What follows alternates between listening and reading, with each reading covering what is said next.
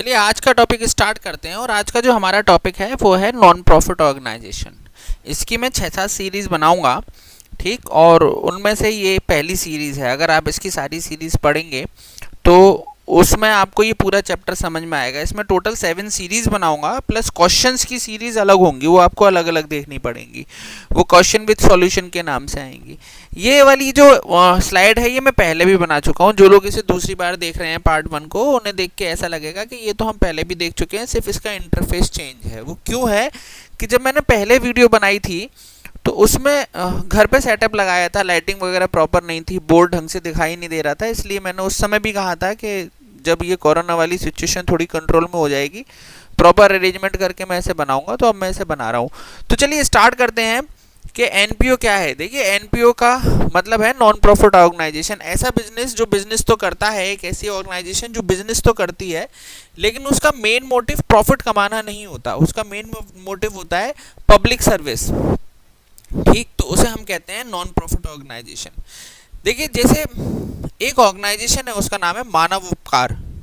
उसमें बहुत सारे लोग जुड़ते हैं। वो लोग काम क्या करते हैं? वो लोग काम ये करते हैं कि जो लोग जिनका कोई अंतिम संस्कार नहीं कर सकता, उनका वो लोग अंतिम संस्कार करते हैं। अगर पहचान में आ जाता है कि वो किस कास्ट, किस कम्युनिटी को बिलोंग करता है, तो उसे उसके हिसाब से करते हैं, नहीं तो जैसे उनके समझ में आता है।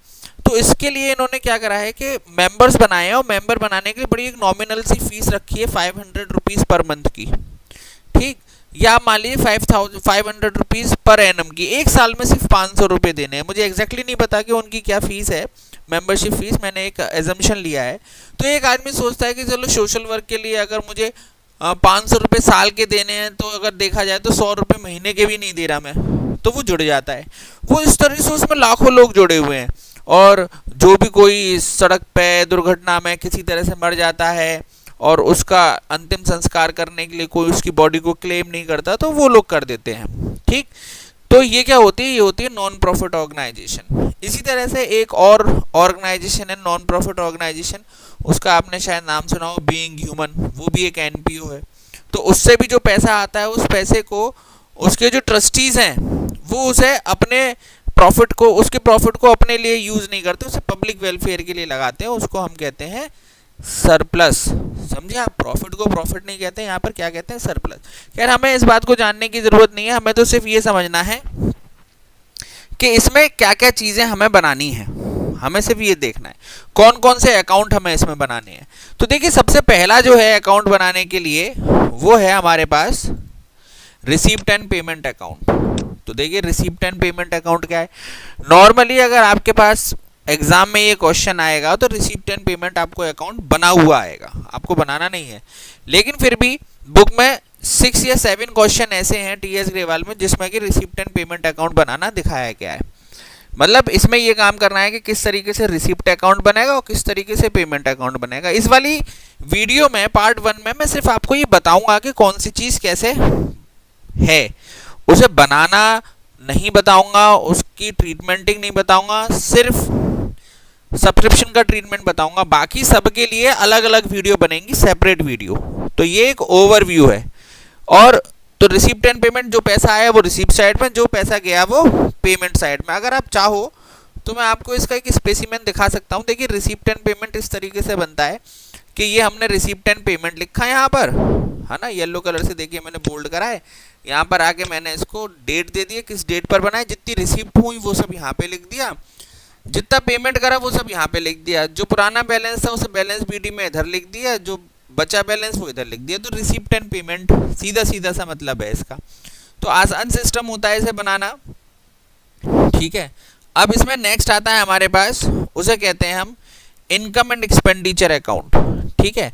तो देखिए, इनकम एंड एक्सपेंडिचर का क्या मतलब है कि जो रिसीप्ट एंड पेमेंट हमें दे रखा है उसी के बेस पे हमें इनकम एंड एक्सपेंडिचर अकाउंट बनाना है, जिससे कि हमें ये पता चलेगा कि हमें इस साल कितना सरप्लस हुआ या कितना डेफिसिट हुआ। इसके लिए भी अलग वीडियो बनाएंगे और उसमें बताएंगे कि ये किस तरीके से है। वीडियो पड़ी हुई है, आप इसमें देख सकते हैं मेरी चैनल में जाकर। तो अच्छा, इसका स्पेसिमेन क्या होता है आप ये भी देख लीजिए। देखिए, इसका भी स्पेसिमेन बड़ा आसान सा है, दिखाई दे रहा है। यहाँ पे हमने बनाया इनकम एंड एक्सपेंडिचर अकाउंट। यहाँ पे उसका हमने लिख दिया कि कौन से ईयर में हमने इसे बनाया है, है ना। तो ये हमने बनाया 31 मार्च 2018 में। ये सारी एक्सपेंडिचर साइड आ गई, ये सारी इनकम साइड आ गई। जो बचा उसे हमने, अगर इस साइड बचता है तो उसे सरप्लस लिखते हैं, और अगर क्रेडिट साइड में बचता है तो उसे हम डेफिसिट कहते हैं। डेफिसिट मतलब लॉस कहते हैं। तो दूसरा क्या बनता है, इनकम एंड एक्सपेंडिचर अकाउंट। तीसरा क्या आता है, तीसरी आती है हमारे पास बैलेंस शीट। ठीक, तो बैलेंस शीट सेम वैसे ही बनती है जैसे हमने 11th में बनाई थी। इवन इनकम एंड एक्सपेंडिचर भी सेम वैसा ही बनता है जैसे 11th में बनाया था। अगर आप इसे देखेंगे तो देखिए ये एक्सपेंडिचर साइड है, वहां पर भी जब P&L अकाउंट बनाया करते थे तो सैलरीज इसी में आता था, रेंट भी इसी में आता था। देखिए सारे वही आइटम है, सारी इनकम यहाँ पर आ गई, सही है। और जो बैलेंस है वहां पर नेट प्रॉफिट लिखते थे, यहाँ पर क्या लिखते हैं, सरप्लस। तो सेम वैसा ही है, समझने में आसानी होगी। और बैलेंस शीट तो बिल्कुल सेम वैसी ही है जैसे पहली होती थी। ठीक, तो बैलेंस शीट में तो कोई प्रॉब्लम ही नहीं है, आपको पहले से ही आती है बैलेंस शीट बनानी। बस अंतर ये है कि वहां पर 11th क्लास की बैलेंस शीट में हम कैपिटल लिखा करते थे और उसमें ऐड करते थे नेट प्रॉफिट। यहाँ पर क्या लिखना है, यहाँ पे कैपिटल नहीं लिखना, यहाँ पे लिखना है हमें सरप्लस। क्या लिखना है, सरप्लस। देखिए नेट प्रॉफिट की जगह कैपिटल फंड, देखिए ये मैंने यहाँ पे करके दिखाया है आपको, येलो कलर में आ रहा है। कैपिटल फंड लिखा है और ऐड करा है सरप्लस, और जो आ गया वो बाहर। ठीक, तो सेम ये वैसा ही है जैसे हम पहले करा करते थे। अच्छा, अब इसके बाद फिर हम नेक्स्ट पर आते हैं। तो ये तो हमारे 3 हो गए मेन अकाउंट। ओके, इसके सिवा कुछ हमें वर्किंग नोट भी बनाने होते हैं। ठीक, तो एक एक करके देखते हैं हमारे पास क्या क्या वर्किंग नोट होते हैं। तो इसमें जो हमारे पास सबसे पहला वर्किंग नोट है उसका नाम है कैलकुलेशन फॉर सब्सक्रिप्शन। सब्सक्रिप्शन क्या होता है, जो मेंबर हमें ईयरली या मंथली पेमेंट करते हैं हम उसे कहते हैं सब्सक्रिप्शन। तो जो हमें पैसा मिलता है उसको हम कहते हैं सब्सक्रिप्शन। ठीक, उसकी कैलकुलेशन कैसे होती है, इसमें कई सारे पॉइंट होते हैं कि हमें पिछली साल का कितना मिला, इस साल का कितना मिला, इस साल कितना रह गया मिलने से, किसी ने एडवांस दे दिया, तो वो सब चीज़ें हम देखेंगे किस तरीके से होती हैं। दूसरा होता है हमारे पास फंड अकाउंटिंग। पूरी अकाउंटिंग होती है इसमें, ये भी हम आपको बताएंगे। फंड क्या होता है कि जो हमें पैसा मिलता है उसे हम फंड अकाउंटिंग के नाम पे लिखते हैं। देखिए सपोज करिए हमने एक धर्मशाला बनवाई। ठीक, अब धर्मशाला में हमें एक ऑडिटोरियम बनवाना है, तो हमने डोनेशन मांगा, तो किसी आदमी ने डोनेशन दे दिया जर्नल के, भाई ये मेरी तरफ से 5 लाख रुपए ले लो, इसे जैसे करना है वैसे यूज करो। किसी आदमी ने कहा था मेरी तरफ से 50 लाख रुपए लो और ऑडिटोरियम बनवा लो। तो उस 50 लाख रुपए को जो खर्च करा जाएगा वो सिर्फ ऑडिटोरियम के नाम पे ही करा जाएगा और किसी नाम पे खर्च नहीं करा जा सकता। तो उसकी प्रॉपर आपको अकाउंटिंग करनी होगी कि कितना डोनेशन मिला, कितना खर्चा करा, कितना क्या करा। ठीक, तो उसे हम क्या कहते हैं, उसे हम कहते हैं फंड अकाउंटिंग। ठीक, उसके बाद तीसरा आता है, बहुत इंपॉर्टेंट है ये, कंज्यूमेबल आइटम्स, है ना। तो ये कंज्यूमेबल आइटम भी हमारे पास आता है। कंज्यूमेबल आइटम का क्या मतलब है, कंज्यूमेबल आइटम का मतलब ये है कि आपने टोटल कितना आइटम कंज्यूम कर लिया। जैसे कोई क्रिकेट क्लब है तो उसमें बैट हमारे लिए असेट है, ठीक, ग्राउंड हमारे लिए असेट है, लेकिन बॉल्स तो हर मैच में खर्च हो रही हैं। तो हमने कितनी बॉल उसमें मंगाई, कितनी यूज कर ली, कितनी बची, तो इस साल कितनी यूज कर ली, इस कैलकुलेशन को निकालने के लिए हम उसमें यूज करते हैं कंज्यूमेबल आइटम। इसमें बड़ी लंबी सी कैलकुलेशन होती है, वो भी आपको समझ में आएगी। तो ये 3 मेन इसकी कैलकुलेशन है। उसके बाद कुछ नॉर्मल कैलकुलेशंस भी होती हैं, है ना, उसे मैंने अदर्स में डाला है। तो वो क्या है कि डेप्रिसिएशन अकाउंट 11th में बना चुके हो, लेजर अकाउंट ये भी 11th में बना चुके हो, और भी बहुत कुछ, वो सब 11th का पुराना है, वो आप सब समझ जाएंगे। तो मेन जो इस चैप्टर में पढ़ने वाली चीज है वो सारी ये है। सब्सक्रिप्शन को करने के हमारे पास 2 तरीके हैं, यहाँ पे कैलकुलेट करने के 2 तरीके हैं यहाँ पे हमारे पास, और इसको मैंने 2 पार्ट में बांटा है, केस 1 और केस 2। देखिए मेनली जो सब्सक्रिप्शन का काम है वो 2 जगह करा जाता है, मतलब 2 वजह हैं जिसके लिए हम सब्सक्रिप्शन का काम करते हैं। देखिए पहला तो होता है इनकम एंड एक्सपेंडिचर के लिए, है ना, कि हमें इनकम एंड एक्सपेंडिचर में कितना लिखना है उसके लिए। दूसरा होता है बैलेंस शीट के लिए, कि हमें बैलेंस शीट में कितना लिखना है। जैसे मैंने यहाँ पर लिखा कि पहला हम किसके लिए लिख सकते हैं, पहला लिख सकते हैं इनकम एंड एक्सपेंडिचर में हमें कितना अमाउंट पहुंचाना है, ठीक, और दूसरा कि हमें बैलेंस शीट में कितना अमाउंट पहुंचाना है, ठीक। तो उसके बारे में हम बात करेंगे कि इन दोनों में कितना कितना पहुंचाना है। तो फिलहाल जो हमारा कंसंट्रेशन है वो है इनकम एंड एक्सपेंडिचर के लिए, क्योंकि सारी जो कैलकुलेशन मेन करी जाती है वो इनकम एंड एक्सपेंडिचर के लिए करी जाती है। तो देखिए सबसे पहले क्वेश्चन को पढ़िए और क्वेश्चन में पढ़ के सबसे पहले ये ढूंढिए कि कहीं क्वेश्चन में ऐसा कुछ दे रखा है कि जहाँ टोटल मेंबर भी दे रखे हो और वो मेंबर हर साल कितनी फीस देते हैं वो भी दे रखी है, एनुअल मेंबर सब्सक्रिप्शन फीस। अगर ये गिवन है तो आप इसमें जो केस 1 में फॉर्मूला है वो लगाएंगे और देखिए आंसर में ये लिखा हुआ आ सकता है फाइंड आउट या calculate subscription for the year ended या फिर show the subscription to the income and expenditure account. इन दोनों का मतलब एक ही है। ये ए और बी पॉइंट जो है दोनों का मतलब एक ही है। इसमें एक ही तरीके का केस लगेगा, वो है केस 1।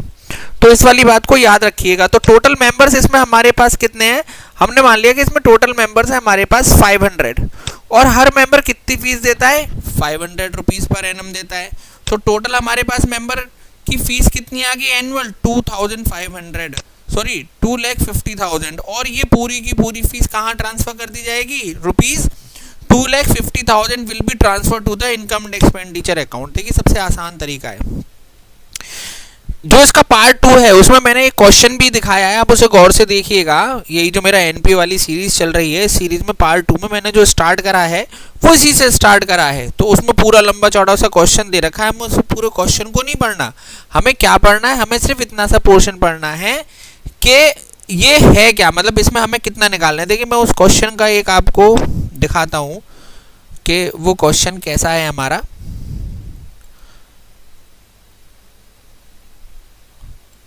मुझे शायद नहीं मिल रहा वो क्वेश्चन, अगर मिलता तो मैं बिल्कुल दिखा देता आपको। वो फिलहाल मुझे क्वेश्चन मिल नहीं रहा है ना, तो छोड़िए वो, आप उसे पार्ट 2 में ही देखिएगा तो आपको समझ में आ जाएगा। तो ये केस 1 होता है। अब केस 2 में फॉर्मूला चेंज हो जाता है। मेन हम इसमें फॉर्मूले देख रहे हैं, ठीक है। तो केस 2 देखते हैं। देखिए ये है हमारे पास केस 2, ठीक है भाई।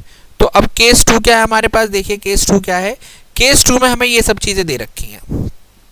क्या क्या, केस 2 हमारे पास है कि केस 2 में जो फॉर्मूला बनेगा वो क्या है, केस 2 में फॉर्मूला बनेगा subscription received during the year. मैंने हाईलाइट करा है इसे। सबसे पहले आपको ये लिखना है कितना आपको मिला, ठीक। उसके बाद ऐड हमें 2 चीजें करनी है, क्या, एरियर्स यानी आउटस्टैंडिंग। कभी कभी आउटस्टैंडिंग लिखा हुआ आता है। देखिए आउटस्टैंडिंग जो वर्ड है वो लायबिलिटीज के लिए यूज करा जाता है, असेट के लिए नहीं करा जाता। असेट के लिए हम क्या यूज करते हैं, एरियर्स। लेकिन फिर भी कुछ क्वेश्चंस में, कुछ बुक्स में वो लोग एरियर्स को आउटस्टैंडिंग के नाम से लिख देते हैं, तो don't be gate confused, okay. तो अब हमने इसमें ये वाली बात मानी है कि हमारा जो करंट ईयर है वो है 2019-20, ठीक। तो इस साल के एंड में हमारे पास जो भी एरियर्स बचे हम उसे ऐड कर देंगे, ठीक वैसे ही जैसे लास्ट ईयर आपने पढ़ा होगा क्लास 11 में कि जो रेंट होता था, रेंट में हम outstanding rent of the year को ऐड कर देते, तो ठीक उसी तरह यहाँ पर ऐड कर देंगे और जो एडवांस होते थे वो हम लेस कर देंगे। तो देखिए इसमें आउटस्टैंडिंग और एडवांस दोनों चीज 2-2 बार है। देखिए यहाँ पर भी है, यहाँ पर भी। लेकिन अंतर क्या है, अंतर ये है कि यहाँ पे आउटस्टैंडिंग जो है वो करंट ईयर की है। मतलब जैसे ये हमारा सेशन है 2019-20, तो इस साल जो हमें पैसे नहीं मिले वो हम यहाँ पे लिखेंगे। जैसे सपोज करिए हमें इस साल टोटल पैसे कितने मिले, 2,05,000 और हमें अभी और कितने नहीं मिले, जो हमें नहीं मिले वो ये हैं 25,000, तो वो हमने ऐड कर दिए। इसी के साथ साथ क्या था कि पिछले साल भी हमारे कुछ आउटस्टैंडिंग थे। कितने थे, पिछले साल भी हमारे पास कुछ आउटस्टैंडिंग थे, लेकिन उनमें से कुछ पैसा हमें मिल गया, ठीक। उनमें से अगर कुछ पैसा हमें मिल गया तो ये वाला वो सेकंड वाला पॉइंट है कि हमारे पास लास्ट ईयर के कुछ आउटस्टैंडिंग थे और जो पैसा हमें मिल गया वो हम क्या कर देंगे, लेस। तो देखिए दोनों अपोजिट पॉइंट हो गए। जब एरियर्स करंट ईयर के तो ऐड हो रहे हैं और जब एरियर्स लास्ट ईयर के हैं तो लेस हो रहे हैं। सिंपल पॉइंट है ना ये, दोबारा से समझिए। अगर करंट ईयर के एरियर्स ऐड होते हैं तो लास्ट ईयर के एरियर्स लेस होंगे। लेकिन इसमें ये वाला जो रेड से मैंने कर रखा है ना, इसे याद रखिएगा। बैलेंस शीट में अगर आपको 8,000 रुपये दे रखे हैं लास्ट ईयर का एरियर, तो इसका मतलब ये नहीं है कि वो आपने लेस कर दिया। लेस आप तो तभी करना है जब आपको वो मिल जाएगा। तो मैंने इसमें लिखा है but received in current year. ऐसा भी हो सकता है कि लास्ट ईयर के जो आपको एरियर्स हैं वो हो सकता है आपको एरियर्स लास्ट ईयर के 10,000 दे रखे हों, लेकिन उन 10,000 में से मिले कितने हैं 8,000, तो हम लिखेंगे कितने यहाँ पे 8,000 ही लिखेंगे, 10,000 नहीं लिखेंगे। ओके, अब आते हैं एडवांस पे। तो जो हमारे पास लास्ट ईयर का एडवांस था, लेकिन कब के लिए था, करेंट ईयर के लिए। मतलब किसी आदमी ने हमें लास्ट ईयर ही पैसा दे दिया था, उसने कह दिया मैं कहीं बाहर जा रहा हूँ, मैं हो सकता है नेक्स्ट ईयर इंडिया में ना हूँ या मैं तुम्हें पैसा ना दे पाऊँ किसी भी वजह से, तो उसने लास्ट ईयर ही हमें करेंट ईयर का पैसा दे दिया। तो वो जो लास्ट ईयर उसने हमें सब्सक्रिप्शन दिया था, वो सब्सक्रिप्शन हमारे लिए लास्ट ईयर की इनकम नहीं थी, वो इनकम कब की थी, वो करेंट ईयर की इनकम थी। इसलिए हम उसे ऐड कब करेंगे, करेंट ईयर में। तो हमने इसको भी यहाँ पर ऐड कर दिया। देखिए एक पॉइंट और समझिएगा, क्या इसमें भी ये वाला केस हो सकता है कि वो हमें 4 या 5 साल का एडवांस देके चला जाए, लेकिन हमें या 4 या 5 साल का एडवांस एक साथ नहीं लिखना, हमें जो इस साल का है वही इसी साल लिखेंगे। जैसे अगर वो 50,000 रुपये दे गया था हमें लास्ट ईयर ज़्यादा, और उसमें से इस साल के उसके सिर्फ 15,000 ही बन रहे हैं, तो हम 15,000 ही लिखेंगे। फिर दोनों को ऐड करके हमने यहाँ पर लिख दिया, इनका टोटल ये आया। ठीक, अब इसके बाद आता है नेक्स्ट पॉइंट। देखिए इस लाइन का मतलब क्या होता है, इस लाइन का मतलब होता है यहाँ तक की कैलकुलेशन इधर हो गई। ठीक, अब आता है एरियर्स, ये हमने काम कर ही लिया। जैसे हमने आपको ये बताया था कि अगर प्रीवियस ईयर का एडवांस है तो हम ऐड करेंगे, और करंट ईयर का एडवांस है तो हम ये लेस करेंगे। ये बिल्कुल सेम वैसा ही है जैसे हम रेंट वगैरह के साथ लास्ट ईयर का क्या करा करते थे। तो अब देखिए इसमें क्या है, advance receive for next year. देखिए कोई आदमी हमें इस साल पैसा दे गया, लेकिन वो इस साल का तो नहीं है, वो कब का है, वो नेक्स्ट ईयर का है। तो हम उसे इस साल की इनकम में ऐड नहीं करेंगे, वो कब करेंगे, वो नेक्स्ट ईयर की इनकम में। जैसे ये पैसा हमें पिछली साल मिला था, तो पिछली साल हमने जो है ये 25,000 रुपये ऐड नहीं करे होंगे, ये कब करें, सॉरी 15,000 रुपये ऐड नहीं करे होंगे, ये 15,000 रुपये कब ऐड करें हैं, इस साल। इसी तरीके से जो इस साल हमें एडवांस देके गया उसका पैसा आज ऐड नहीं करेंगे, आज करेंगे लेस, और नेक्स्ट ईयर करेंगे ऐड। इसका टोटल करा, टोटल करके यहाँ पर लिख दिया। और ये जो पैसा है, ये पैसा किस में जाएगा, ये पैसा जाएगा हमारे इनकम एंड एक्सपेंडिचर की इनकम साइड में। ओके, अब मैंने आपसे एक बात और कही थी, क्या कि ये जो 4 चीज़ें हैं, ये 4 चीज़ें ही बैलेंस शीट में आती हैं। ठीक, तो जिस पे 18-19 लिखा है वो 18-9 की बैलेंस शीट में आएंगी, और जिसमें 19-20 लिखा है, ठीक, वो 19-20 की बैलेंस शीट में आएंगी। और ये 20-21 की भी जो बैलेंस शीट है, ये करंट ईयर लिखा हुआ है ना, तो इसमें आएंगी। यानी ये दोनों लास्ट ईयर की बैलेंस शीट में और ये दोनों करंट ईयर की बैलेंस शीट में। ये आइटम आएंगे इस तरीके से, इसमें से 2 आइटम आएंगे करंट ईयर की बैलेंस शीट में और 2 आइटम आएंगे लास्ट ईयर की बैलेंस शीट में, लायबिलिटी और असेट साइड में। अब कैसे कैसे, देखिए जो एरियर्स होते हैं वो हमारे लिए असेट होती हैं, और जो लायबिलिटीज होती हैं वो हमारे लिए एडवांसेस होते हैं। ठीक, तो इसका भी एक फॉर्मेट आपको कहीं पे मैं बना हुआ दिखा देता हूँ, कहीं ना कहीं हमें मिल ही जाएगा। हाँ देखिए यहाँ पर दे रखा है, देखिए आउटस्टैंडिंग सब्सक्रिप्शन दे रखा है यहाँ पर, ये लास्ट ईयर की बैलेंस शीट में असेट है। ठीक, ऐसे यहाँ पर भी ये भी हमने दे रखा है आउटस्टैंडिंग सब्सक्रिप्शन, तो ये इसी तरीके से आता है। अगर एडवांसेस होते तो एडवांसेस यहाँ पर आते, किसी और क्वेश्चन में हमें हो सकता है, देखिए यहाँ दे रखा है एडवांस सब्सक्रिप्शन, है ना, तो ये इस तरह से बैलेंस शीट में आते हैं। तो जहाँ तक ये वाली बात क्लियर हो गई होगी, कोई बात अगर क्लियर नहीं हुई हो तो आप मेरे से कमेंट सेक्शन में पूछ सकते हैं।